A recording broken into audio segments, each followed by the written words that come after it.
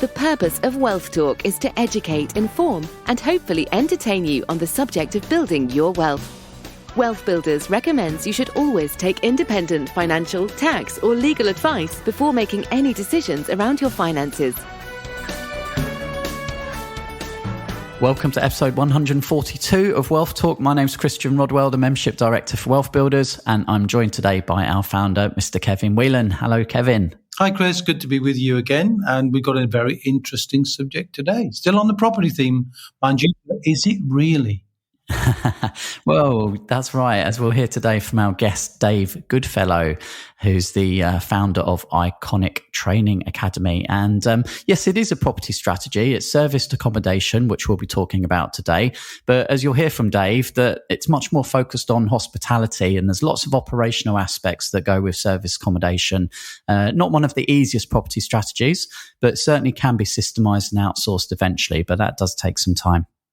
Yeah, I think the interesting thing for me is different types of property yield different types of outcomes from different types of input. So you've got to decide what it is you want to do.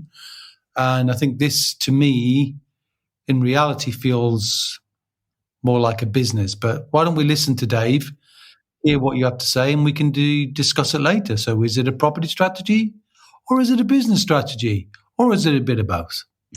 And you know Dave well because Dave's a regular on Clubhouse, the kind of audio listening in social media platform. And I know you've joined him a few times on there as well, Kevin.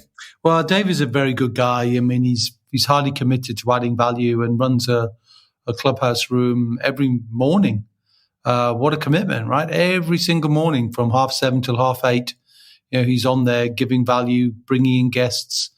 Occasionally, all sorts of good people from all sorts of different backgrounds, but usually around the property theme because that's his area of expertise.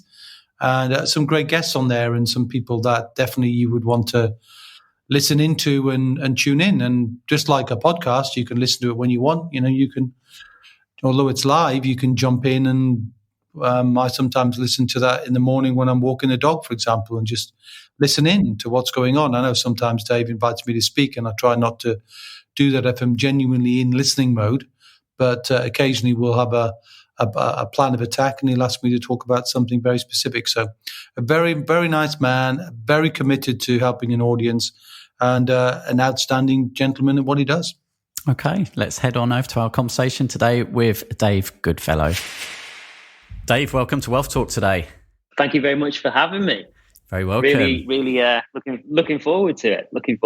Me too. And we're going to be talking about the strategy of serviced accommodation today, and why you believe that that's a great strategy that can help people to build more wealth. But before we do that, Dave, I know you've got a long background in property, so why don't we start from where it all began for you? Okay, right. Let's go back to the start then. So I've been in property for about 11 years now. I was an operations director for a home improvements company while I started in property. So it was kind of like a side hustle for me.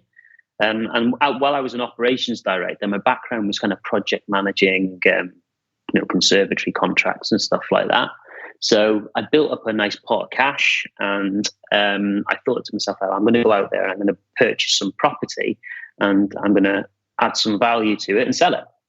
I know it's called now is flips, but I didn't know it was called that back then. So I did that for a number of years with my project management experience, bringing in builders and all that sort of stuff. Did that for a number of years, built a nice little cash pot, and then purchased properties and had a small buy-to-let portfolio in the initial years. Got to the point where I got annoyed with anti-landlord legislation and all that sort of stuff, and decided that I wanted to move on from that particular strategy. So that's kind of like a real whistle-stop tour of where I come from. Yeah, and I don't know if you're familiar with Wealth Dynamics. It's one of the entrepreneurial assessments out there, Dave. But, we often, Kevin and myself, talk about, really got to know yourself, right? Some people are really creative. Others just love connecting with people. Others love all the details and the contracts and the numbers. Where do you kind of fit on that spectrum, would you say? Right. So I use something slightly different than the wealth dynamics. I use something called the contribution compass. Oh, not heard of that one. It's just a slightly different thing. Yeah, it's a great tool. So it gives you the energy that you are. And I'm very much an entrepreneurial spirit. I'm in the, want to go out there and tell the world what's going on and create. I'm very creative in terms of that side of things. So from a wealth dynamics perspective, entrepreneurial, thinker, big thinker, want to build starship enterprises and go to the moon, that type of thing. My business partner is the opposite. Which is good. Which is a good thing. Yeah. It keeps me back a little bit. And we did the wealth dynamics before we got together as well, which was the reason why we kind of went forward. So it's no surprise then that you decided to set up your own company, Dave, and that of course is Iconic. So tell us, when did that occur, and was there particularly, you mentioned there sort of you wanted to get out of the legislation, and what was it that spurred you to say, okay, let's set up this company? Yeah, great question. So for people listening, it's Iconic with a K. So IKONIC if you're looking for it and typing it into Google. But the reason why I got into kind of serviced accommodation and setting up my business Iconic, there was a couple of reasons. One was I was getting really annoyed with the anti-landlord legislation, and I had a lady in one of my properties in Chester. There's a 3-bedroom townhouse, lovely property. She was great for about 2 years. And the last year of her being there, I couldn't get any money out of her, couldn't get her out of the property. And when I managed to actually get her out of the property, I'd had enough. So I wanted to go into something else that I didn't have tenants in, and I had more control over my existing property. Along with that, I was looking to build cash flow to get out of my existing role. Because I was working away a lot. I was going away on a Sunday evening, coming back on a Friday evening, and spending 2 days looking like a zombie because I was working so many hours, and then getting up on a Sunday and going, right, I'm ready to go, going back down to wherever I was working. So getting myself into a position where I was generating really good cash flow from my existing properties, and not having those ties on me through the anti-landlord legislation that was coming in was the key factor for me opening up Iconic Serviced Accommodation Limited. And November 2018 was when I was able to get the tenant out and start that business. Right. And did you set any goals at that time? Did you have a vision of kind of where you wanted to take Iconic? Not as much as what I do now. So I'm very much vision related, and I work on my values, and I call it the 4 pillars of my life that I work on. But back then I was kind of like, I need to get a certain amount of income by a certain date. So I just put a stake in the ground for my birthday, which was October the 6th, 2019, when I was going to be out of work. Well, I say out of work, and I was going to leave work and hand my notice in. So I started building a business to create the cash flow to replace my existing funds from my work. And I needed to get to a certain amount of properties to be able to do that. And I did that in a much quicker time than what I'd planned out. So I'd planned to, leave in the October 2019. I actually ended up getting the sack from my job in March 2019 because I built this business in the background, and I wasn't happy working where I was with this particular CEO that I was working for. And I told them that they weren't very good at their job. And then the next day I got booted out of the company after being there for 15 years. So there you go. Yeah. But I was on a path. I was happy with that. And it's the best thing that ever happened to me. Well, good job. Good job. You'd already started making the move. So I guess before we sort of dive into, the nuances of the strategy of service accommodation, for anyone listening, maybe just hasn't come across this before, in simple terms, what is SA? Great question. So serviced accommodation is being able to take a property, charge it out by the night instead of the month, and use it for a number of different people to come and visit the area. So it's kind of like a hospitality industry, if you like. So you take a property, charge it out by the night rather than by the month, make your uplift over the nightly period, and make a more cash flow from that. You will have a property that gives it, like a home from home, and it will have like hotel amenities in there as well. So you will service that property.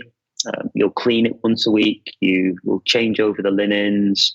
You'll provide them with amenities like shower gels and that sort of stuff. And that's essentially serviced accommodation. So it's like a hotel without all the operational aggro. So a site like Airbnb, typically we might think. Exactly that. Thank you for pointing that out. I should maybe have said that. And well, you know, how much of a difference did Airbnb or has Airbnb made, you know, when it launched and over the, you know, the subsequent years? Yeah, so Airbnb and another well-known one is Booking.com. They are a great tool. They essentially become your marketing partner for your business, if you like. They are, you know, they're a huge part of our business. They're not everything, and we try and create what we call direct bookings on a regular basis, because Airbnb, if you go back to the pandemic, they closed, so we didn't have anything coming through them, or Booking.com. There was a period of time where they just completely closed off, but they are a huge marketing partner for you. We call it our foot in the door with our customers. They'll get people in your property for you. Yeah. Yeah, and you mentioned there, obviously, during COVID, you know, some people got hit hard, right? And they may have been, you know, they stepped away from service accommodation thinking it's too risky. You know, what would you say to those people now? How can you protect yourself from something like that happening again? Oh, another great question. So look, back in, it was March 2020, wasn't it, when the pandemic hit, and Boris Johnson came on and was like, you know, we're going to stop all travel for business and leisure. Well, that was our whole business. Now, there was a number of people at that stage who just put their hands up and left the market and just handed keys back to landlords, stopped using their own properties for doing serviced accommodation and turned them back into buy-to-lets. We didn't do that. We took an opposite view. We did exactly the opposite of what everybody else was doing at the time. And we managed to grow our business through the pandemic. So month on month, we grew our revenue, we grew how many properties that we had, and we managed to just take a different approach than other people. So we were looking at, well, let's think about how we can fill our properties. We went to the NHS. We used the NHS, used our properties, for to put their doctors and whatnot in. We also went to all the key workers. So we were looking at angles of how we could fill our properties that weren't coming through Airbnb and Booking.com normally. We managed to, you know, ride the storm and strive and survive all the way through it. Yeah, entrepreneurial thinking now, as you say, you know, kind of do the opposite of what everyone else is doing, right? Exactly that. Okay. So, you know, great news that obviously you came through that. You're able to, as well, to help many people, right, who are in need of it, as you Absolutely. Say, the NHS and contractors, just to keep things moving. But hotels were closed. Yeah. Hotels closed down, right? They didn't have anywhere to stay. So the, you know, people that were staying in hotels, they got kicked out. You know, your travel lodges, your Premier Inns of the world, they were all closed. So where were people going to go and stay? So they came and stayed with us. So who would you say service accommodation suits? Is it a beginner strategy? People who have already got experience? Can anybody do this? Serviced accommodation is not the easiest strategy, right? So people that want a passive income, or they want you hear that in property all the time, right? Come and get a passive income. It doesn't really work like that. Serviced accommodation is more, I would say, more like a hospitality business rather than a property business, if I could say that. There's more moving parts to it. You're running, you know, guest services, and you've got changeovers and linen companies and cleaning companies that are coming in on a daily basis in your properties, and you need to have a systemized approach to building out your business. So if you're looking to get into serviced accommodation, definitely you need to get educated on it and understand the operational responsibilities, because there's lots of them that people just don't understand. It's not just about the revenue. We call it the SA iceberg. People get into serviced accommodation, they just think of the cash flow and the money that's on the top, but there's all these operational responsibilities underneath that people don't even think about. So you can get into serviced accommodation to create cash flow quickly by doing sort of like rent-to-rent strategies and stuff like that.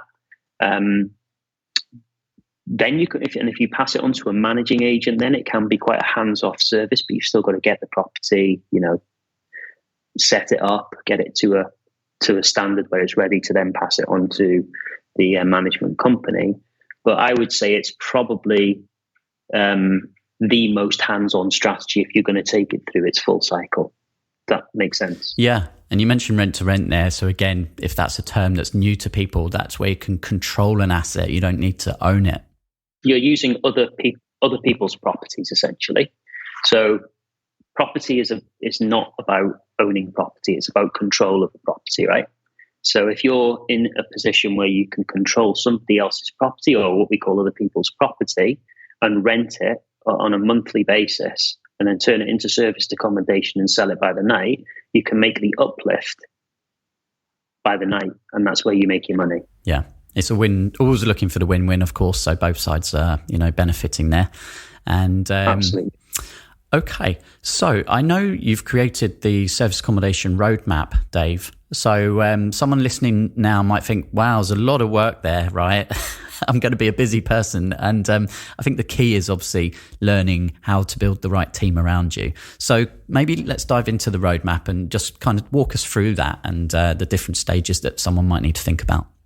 Yeah, okay. So, the serviced accommodation roadmap was something that we created a couple of years ago to help individuals understand how to build out a serviced accommodation business from scratch, all the way up to scaling to a 6-7 figure business.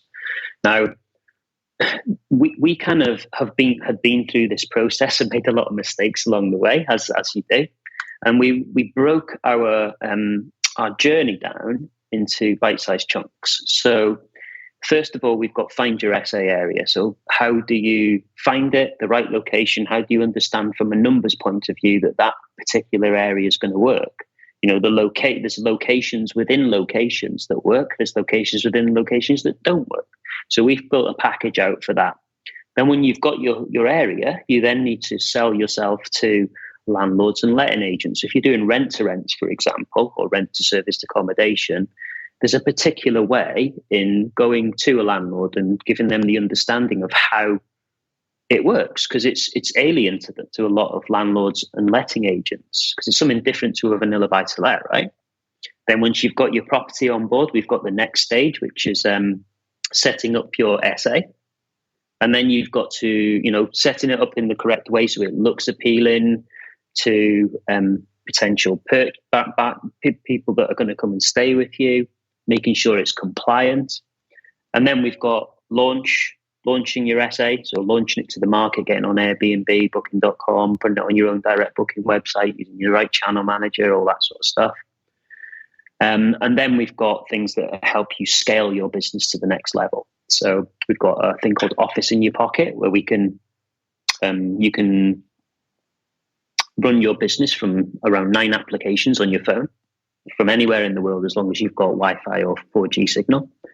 And then last but not least, once you've got all that set up and you are in a position where you can start scaling further, you want to bring people in, your power team, we've got a course called VA Power, which helps you structure, recruit, and make virtual assistants very successful in your business. So that's kind of how our roadmap works. Yeah, no, we love a roadmap here. So it's really good to hear that.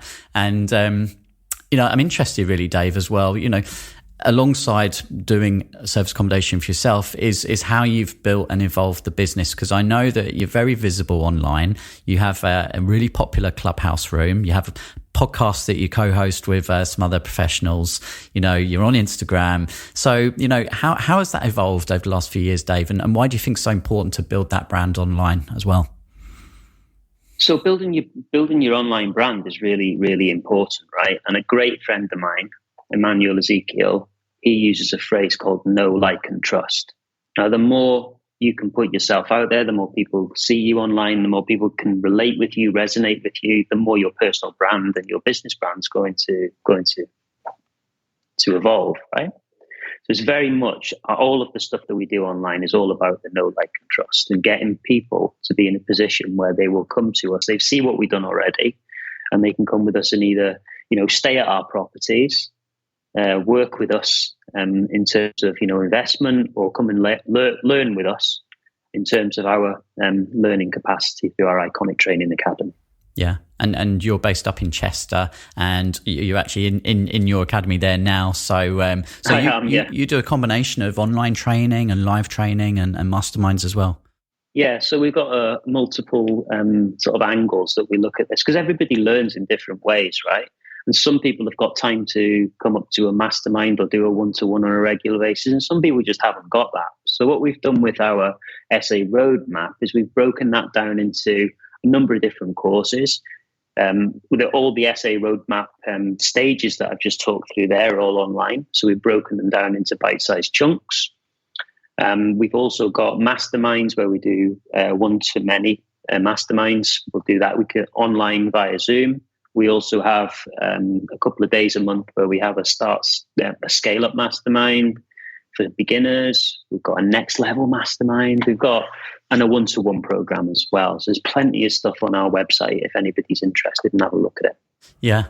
And I guess people come to you, Dave, who've kind of dipped their toe in the water perhaps with doing SA, and maybe it hasn't quite gone to plan. So what are some of the biggest mistakes you see people making when they're trying to do this strategy? So not making data-led decisions. Okay, so at the beginning of your your SA journey, you have to make data-led decisions on your properties. And what do I mean by that? Excuse me. So I get a lot of people coming to me with a property where they've set it up, they've put it on the market, they're paying a rent for it on a rent-to-rent, and they're not getting any bookings. Now, there can be a number of reasons for that. It can be, it's not been set up correctly on the OTAs or on their direct booking website, and it's just not appealing to people. We call it their shop front. Or the area just might not work. Now, if you haven't done the data-led decision-making at the beginning of that by analysing the deal and making sure that you've got the right numbers in the area and the demands there in the area, then it doesn't matter what you do, that property may just not work. So I get quite a lot of that, and I get quite a lot of people coming from larger training companies that don't do the detailed analysis, which is really important, and that's one of our kind of differentiators. Everything that we do is very detailed for our clients. So I guess in summary then, Dave, for someone wanting a good cash flow strategy, and as you said, it's, as much about a business as it is about property here, then service accommodation can really help, fuel that. Yeah, absolutely. I mean, it's a relatively low entry level as well. So again, we, at the sort of beginning stages of serviced accommodation, doing the rent to serviced accommodation strategy, the entry point's relatively low. So if you're going out and purchasing a property for 100,000, you've got to put a 25 grand deposit in, right? If you're taking a rent to serviced accommodation option, the entry point is so much lower, but the cash flow can be can be the same, if not a lot more than what you would get on a normal buy-to-let. So it's a small investment in, and you get a large cash flow out of the back of it, as long as you've done the data-led decisions and you've made the right decisions on the location. Yeah, great. So Dave, we've talked about all the places that you're visible online. If someone wants to follow you and hear more of the great words that you've got to share, where can they go? Yeah, there's two main places really. The first one is a Clubhouse. So we talk property on Clubhouse. The property coffee meet is on every single morning from 7:30 till 8:30, and we have a raft of fantastic people on that platform, all property investors, and we discuss multiple things over the week. And the second one is the Iconic with a K, IKONIC, property community on Facebook. We put a lot of free content in there, a lot of stuff about our journey, and so they're the two best places to kind of connect with us. Excellent. And I think we're going to provide a download as well to accompany this episode as well. So we'll pop a link to that in the show notes. Happy to do so. Dave, thanks so much for being a great guest today on Wealth Talk. Thank you.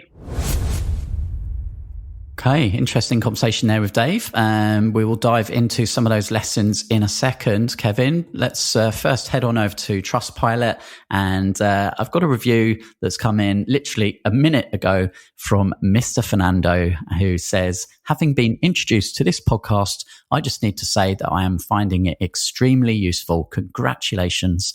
It does seem to make the seemingly impossible possible, and it has greatly motivated me to go from being financially insecure to progress to security, independence, and then on to abundance. That's a lovely review, isn't it? And I happen to know that this Mr. Fernando, actually, isn't it interesting that he's a doctor, right? And doctors, when they become consultants, they kind of lose the doctor title. It's weird, isn't it?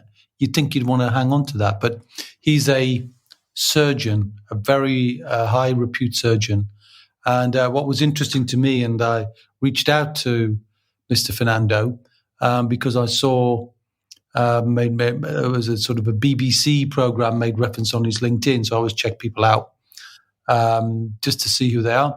And what was curious about it, right, was his father, who was also a transplant surgeon, and himself had both operated in different generations on the same woman. And I watched it on BBC iPlayer just to see, wow, I was fascinated by it. And then when I got to call him and just said, I watched you, he was so grateful, such a humble man with such intelligence and such huge value he brings to the world. I've got to say how completely awed I was with his skill, but also with his humility. And, one of the top people in the country just saying there, that we've inspired him to move his own wealth from insecurity, which means you can be well paid, but you could still be trading time for money, right? It doesn't matter how intelligent you are, to moving from a place of that sort of trading time for money to building assets. So very much hoping we can help this gentleman on his journey. And obviously he's got a lot to say and a lot to show, and a lot to be proud of as well, both him and his dad. Yeah, no, that's a lovely story. We have a lot of medics and doctors, GPs in the community, don't we? Dentists. So, yeah, all industries. And it's nice now that we're able to connect them together, and they're almost kind of creating their own little buddy groups and helping each other to build income outside of the day job. And a little bit like Dave, I suppose, he talked about how he'd started building recurring income from property alongside his job. So when he did lose his job, it wasn't a disaster, and obviously then gave him more time to focus on building the business. And that's a piece that I say a lot, but I think needs repeating because it's such a huge leverage point that if you can take the little steps, as our guest last week, Harriet, talked about baby steps even, if you can take the little steps to move you towards financial security, that kind of lockdown lifestyle, enough to cover your main expenses, then you can either, if you get sacked, you can live with it. You can voluntarily move on or change from a full-time job to a part-time job. You can change your life, which gives you more time. And the greatest form of leverage is obviously time, because you can create this strategy that Dave eloquently speaks of by controlling property. You don't even have to have a lot of money. You don't have to own the property, because you can secure the property, as he said, through what's known as rent to rent. So you rent the property from somebody else and then rent it out to a different audience. And in his case, you saw he went through a pivot there from leisure and hospitality through to NHS, another link back there to doctors and into contractors. So there's a whole different array of potential tenant types. And all you've got to do is spend the time to research where that demand is. Is it near a hospital? Is it near an Amazon warehouse? Is it near wind farms being built in North Sea? What is it? Where there's a demand for people who want to stay in nice places without the huge expense of staying in a hotel, and the impractical nature of staying in a hotel for a long period with no kitchens, with no real leisure time. You're just stuck in a room, and that's not a great place unless you're on holiday. So, and people are working, so it's not the same. So I think it's a great strategy, but you have to regard it, though, I think, as a business, because you've got to get those moving parts. It's not a set and forget, as people often think about something like buy-to-let.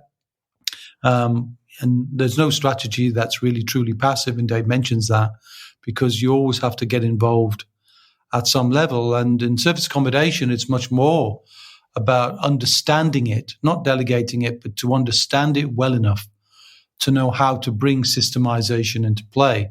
And then once you've systemized it, then you can get out of the way.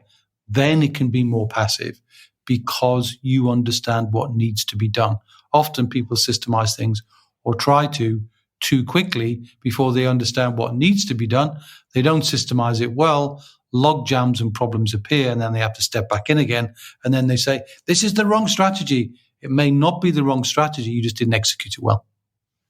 And as we often see in the wealth building journey, people start with one pillar and then build to the next. And obviously with Dave's, in Dave's case, started with property, doing this strategy himself, realized that, he had a project management experience from his job. So he was really able to systemize things and really put a process together and then turn that into a business, which is obviously what he's done now with Iconic, and create IP. So, create courses to help people, masterminds. And he's also created a roadmap, and we love a roadmap, but we know the importance of the roadmap. It's a structured process which people can clearly see, where do I begin, or where am I now, and where am I stuck? And then, we use that to help people move on to the next level. So, in Dave's serviced accommodation roadmap, it starts with finding your area and then selling yourself to the agents and the landlords, then setting up the property correctly, then launching to market, which includes, what platforms are you going to be using, and then running your business from your phone. So using all the apps that are available. And finally, leveraging others. So VAs and systemizing. So really good process that Dave's got there, and helping a lot of people to start using service accommodation as part of their own wealth building strategy. And I think it's so much easier if you can see the vision of what needs to be done rather than hear a strategy and think, right, I've got to learn it, but you don't know what you don't know. And consequently, you don't know to say, like, let's say, the language that was used there with channel manager and which platforms to use and so on. There's no point in trying to discover these on your own and try and learn by trial and error. The best thing to do is always learn by people who've done it and who can show you the pathway. So the pathway becomes intellectually a shortcut for you in a positive way. So it saves you time, money, and stresses and strains of getting it wrong. And that's really what wealth building is all about, to recognize there are people who've done it. And if you resonate with them and you follow what they do and they can add value to you, then getting in contact with people like Dave and many others who we have in our community as trusted partners would be a good and useful thing to do. And I think you made all the references to his business name, including the unusual spelling, isn't it, with a K, Ikonic, which is definitely a curious one. But there you go. And I hope some people will resonate with Dave and his story. And if nothing else, join him in Clubhouse. Check him out. And from time to time, I'll be in there and hoping to do one with him personally very soon. And looking forward to that. And if you want to join us on Clubhouse, or you want to join us on another podcast, or join us on a webinar at some point soon, don't forget to listen in and watch out for what's going on in the Facebook groups, where we normally signpost what we're doing there, Chris, don't we? Yes, we certainly do. So, wealthbuilders.co.uk/Facebook to join our Facebook community. And also, after I finished speaking with Dave, I asked him if he has got any freebies which he might be able to share with us for anyone listening now who wants to kind of find out more. And we've got a download, 5 ways to use serviced accommodation to start or grow your property business. So if you'd like to grab a copy of that, head to wealthbuilders.co.uk/142, which is the number of this episode. And we're going to try and do that a bit more regularly moving forwards, Kevin, because we have such wonderful guests with such great content that we want to be able to share that with our listeners. Nice. Yeah, I think that's a great idea. And let's see what we can do on the next one. So can you signpost the area of our travel on the next one? I can actually. Another fantastic guest, Stephen Moss. So sourced. So again, using multiple pillars to build his wealth and build his business there. Yeah, and a great new app. I love it. A sourced app. So definitely check that out. Good episode today, sir. Okay. Thanks, Kevin. And thanks to you for listening. Hope you enjoyed this episode. If you did, why not hit the share button and send that to a friend, someone else you think that might enjoy listening to this. So, Kevin, we'll catch up same time, same place next week. Yes, we will. Until then, my friend, see ya. We hope you enjoyed today's episode. Don't forget that we are constantly updating our resources inside the Wealth Builders membership site to help you create, build, and protect your wealth. Head over to wealthbuilders.co.uk/membership right now for free access. That's wealthbuilders.co.uk/membership.